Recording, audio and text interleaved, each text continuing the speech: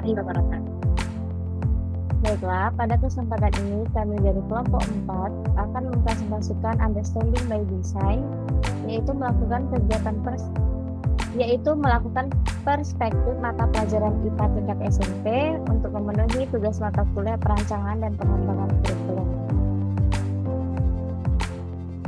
Adapun anggota kelompok kami yaitu Sandra Melgiri, Sofia Rahmi, Sultan Hanika, Tika Arlina, Widya Sari, Fani Agustria, dan Widya Laili.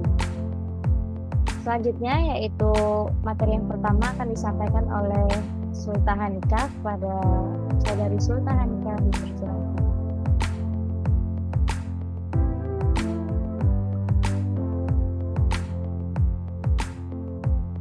Baik, terima kasih moderator. Nah, Understanding by Design atau UBD ialah sebuah pendekatan yang sangat penting dalam dunia pendidikan yang dirancang untuk memajukan pembelajaran yang lebih mendalam dan bermakna. Kerangka kerja UBD membantu guru merancang pengalaman belajar yang mendalam yang akan membantu siswa memahami materi pelajaran dengan lebih baik daripada sekedar mengingat fakta atau prosedur. Pendekatan ini menempatkan pemahaman sebagai tujuan utama dalam pembelajaran dengan fokus pada pemahaman konsep-konsep yang mendasar. Dengan UBD, siswa didorong untuk mengembangkan pemahaman yang berkelanjutan dan mampu mengaitkan konsep-konsep tersebut dengan dunia nyata.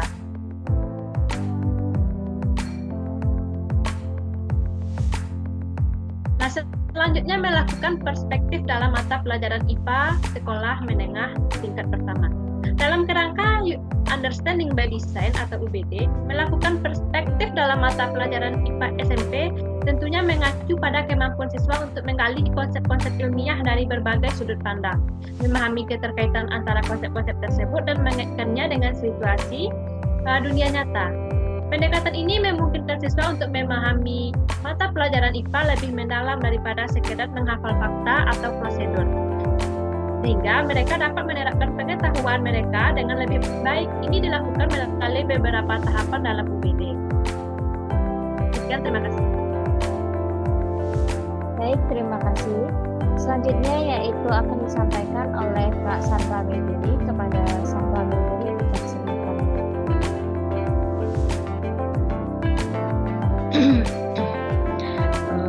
Baiklah, saya akan melanjutkan presentasinya yaitu tentang tahap-tahap dari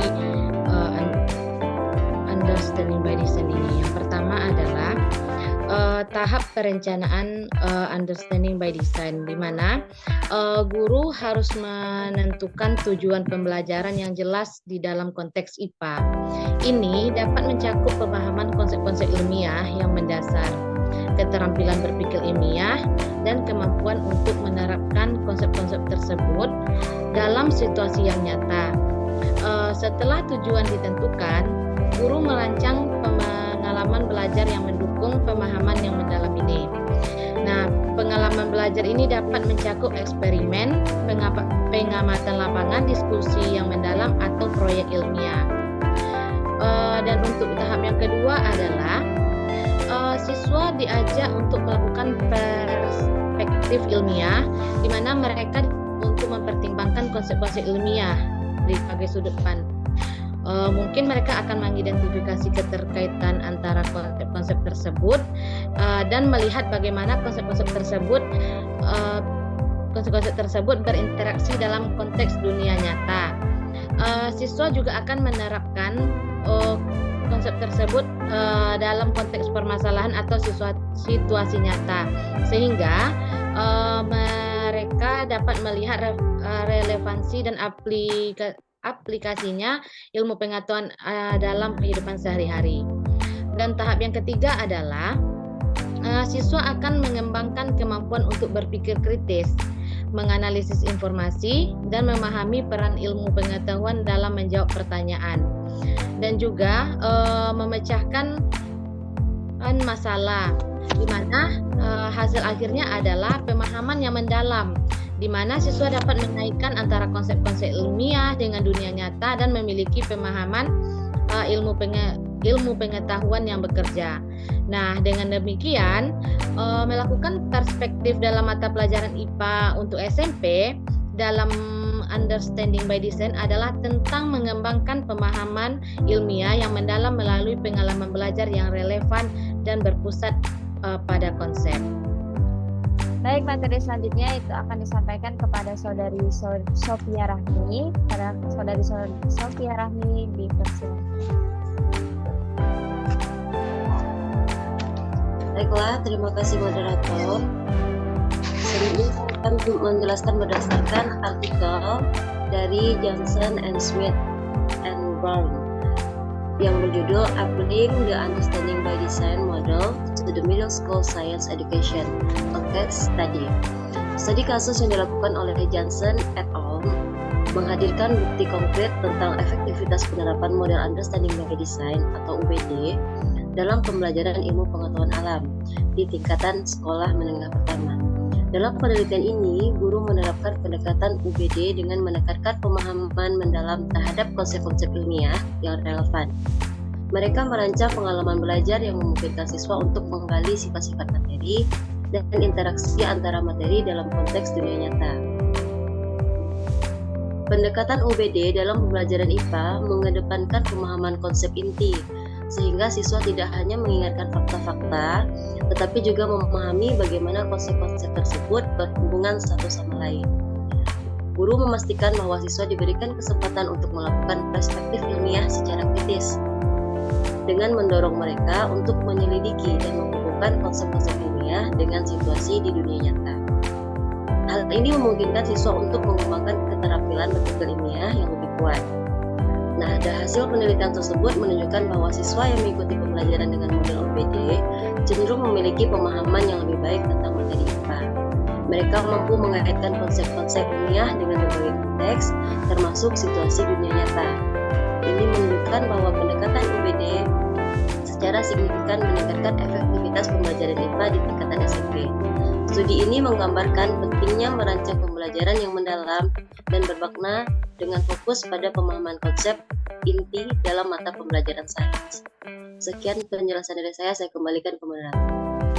Baik, terima kasih Saudari Sophia Rahmi. Selanjutnya yaitu akan disampaikan oleh Saudari Tika Arina. Kepada Saudari Tika dipersilakan. Baik, terima kasih sebelumnya. Di sini saya akan menjelaskan mengenai artikel atau jurnal bikin pada tahun 2005 yaitu yang berjudul Understanding by Design Association for Supervision and Curriculum Development. Dalam pendekatan UBD dalam pembelajaran IPA di tingkat SMP, terdapat beberapa langkah penting yang diperlukan untuk mencapai pemahaman mendalam pada siswa. Yang pertama-tama, guru harus merumuskan tujuan pembelajaran yang jelas. Tujuan ini dapat mencakup pemahaman konsep-konsep ilmiah, pengembangan keterampilan berpikir ilmiah, dan kemampuan siswa untuk memecahkan masalah. Tujuan ini harus diarahkan pada pemahaman yang lebih dalam daripada sekedar mengingat fakta-fakta. Nah, setelah tujuan pembelajaran ditetapkan, langkah berikutnya ialah merancang pengalaman belajar yang relevan dan bermakna. Pengalaman belajar ini mungkin mencakup berbagai metode, seperti eksperimen laboratorium, pengamatan lapangan, diskusi ilmiah, atau proyek penelitian. Hal ini memungkinkan siswa untuk terlibat aktif dalam proses pembelajaran, mengamati konsep-konsep ilmiah dalam konteks praktis, dan mengembangkan pemahaman yang lebih dalam. Salah satu komponen penting dalam UBD ialah fokus pada big ideas dan konsep inti. Guru harus memastikan bahwa siswa tidak hanya mengingat teori-teori dan fakta, tetapi juga dapat melihat hubungan antara konsep-konsep ilmiah. Ini memungkinkan siswa untuk memahami bagaimana ilmu pengetahuan bekerja sebagai suatu kesatuan yang terkait dan bukan hanya sebagai kumpulan informasi yang terpisah.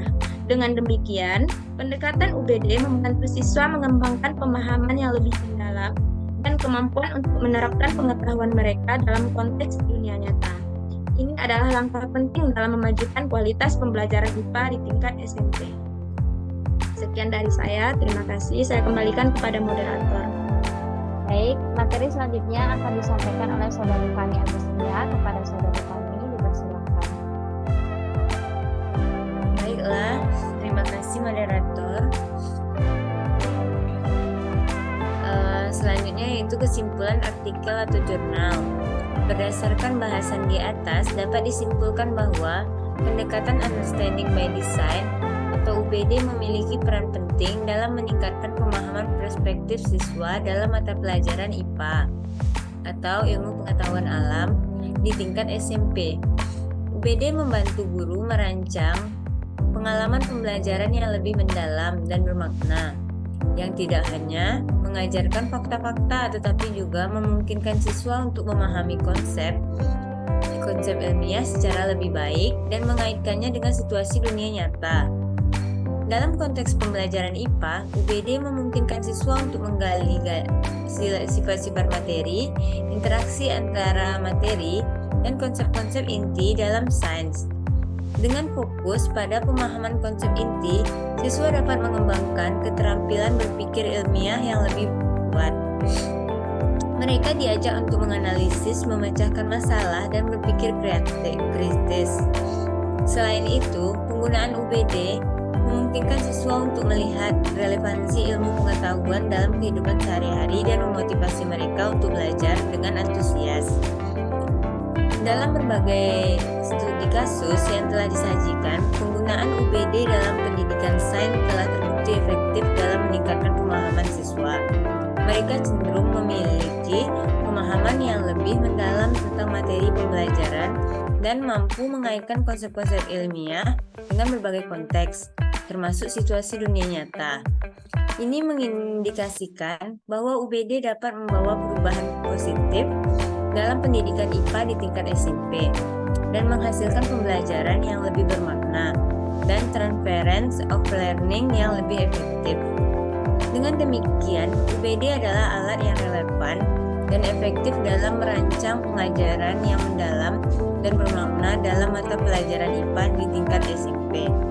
UBD memungkinkan siswa untuk melakukan perspektif ilmiah secara kritis, memahami konsep-konsep inti, dan menghubungkan dengan dunia nyata sehingga menciptakan pemahaman yang mendalam dan relevansi yang lebih besar dalam pembelajaran sains.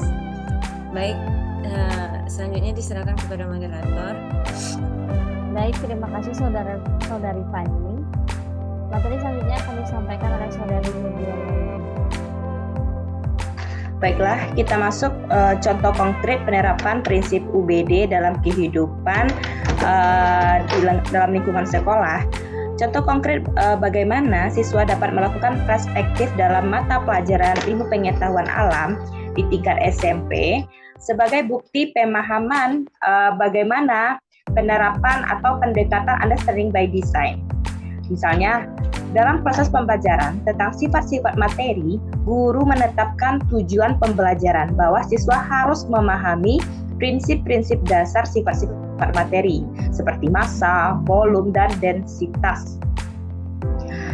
Dalam menggunakan UBD, guru merancang pengalaman pembelajaran yang mencakup eksperimen, di mana siswa harus mengukur massa dan volume beberapa benda dan kemudian menghitung densitasnya.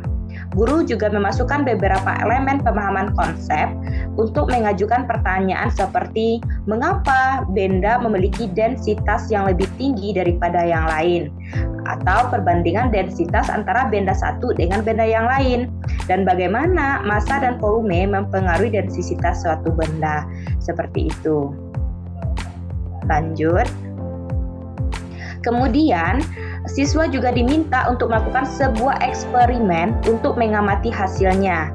Pada aspek kritis UBD, pada tahap refleksi, siswa harus diminta untuk merenungkan apa yang mereka pelajari dari eksperimen tersebut, sehingga mereka mampu menjawab pertanyaan yang diajukan oleh guru, seperti hubungan antara massa, volume, dan densitas dalam hasil eksperimen yang sudah mereka lakukan.